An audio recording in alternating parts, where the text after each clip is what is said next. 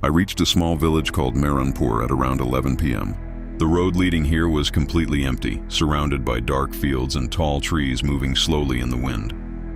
There were no streetlights, only the weak light of the moon. As soon as I entered the village, I felt something strange. There was complete silence.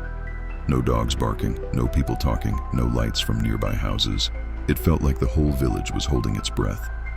The houses were old and made of mud and wood. Most of them had doors slightly open, but no one was visible inside. I called out a few times, but there was no answer. I kept walking deeper into the village until I saw a small tea shop still open. It was the only place with light. I walked in, hoping to find someone.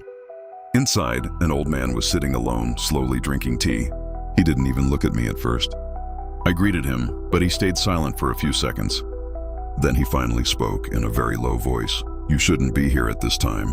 I asked him why the whole village was so quiet. He looked at me and said, "In Mehranpur, night is not for people." I didn't understand what he meant, but I felt a chill inside me. I sat down anyway, trying to feel normal. The old man poured me tea without speaking much. The silence between us felt heavy. After a long pause, he finally said something important. "This village has rules," he said. "If you are new here, you must follow them." I asked him what rules. He replied slowly, "After midnight, never go outside. Never open a closed door. And if you hear your name being called from outside, never respond." I laughed a little, thinking maybe he was just trying to scare me, but his face stayed serious. Suddenly, a cold wind passed through the tea shop. The wooden door shook slightly even though nothing was outside. The old man immediately stood up and closed all the windows. His hands were shaking. He whispered, "It's starting early tonight." I asked again, "What is starting?" But he didn't answer. Instead, he told me to find a room and stay inside, no matter what I hear. That night, I went to a small, empty guest room near the shop.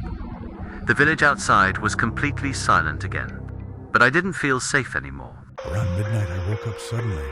I don't know what exactly woke me, but it felt like someone was standing very close to my door.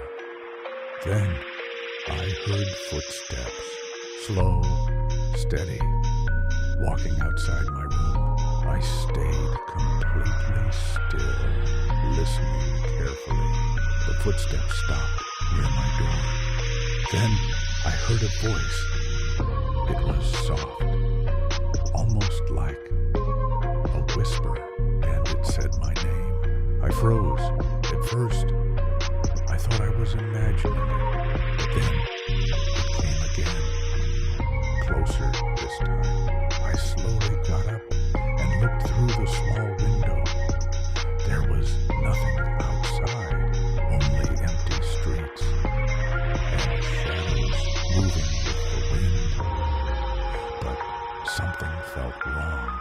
Earlier, many house doors in the village were open. Now, every single door was closed. All of them. The voice came again, calling my name repeatedly, as if it was searching for me. My heart started beating faster. I stepped back from the window, and suddenly, everything went silent again, too silent. I didn't sleep the rest of the night. When morning finally came, the village looked normal again. Birds were singing, but still no people were visible outside. I went back to the tea shop. The old man was still there, sitting like nothing happened. I asked him, "What was that last night?" He looked at me for a long time and said, "You heard the village calling you?" I asked, "Calling me for what?" He stood up slowly and pointed behind me. "Because now it knows you exist." I turned around quickly. The road I came from was gone.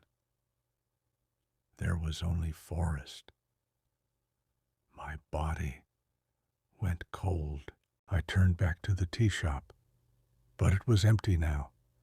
No old man, no tea, nothing. Only one cup was left on the table, still warm, and next to it, a small piece of paper was written. Mehranpur never lets visitors leave the same way. I stepped outside slowly, and somewhere far in the silence, someone whispered my name again.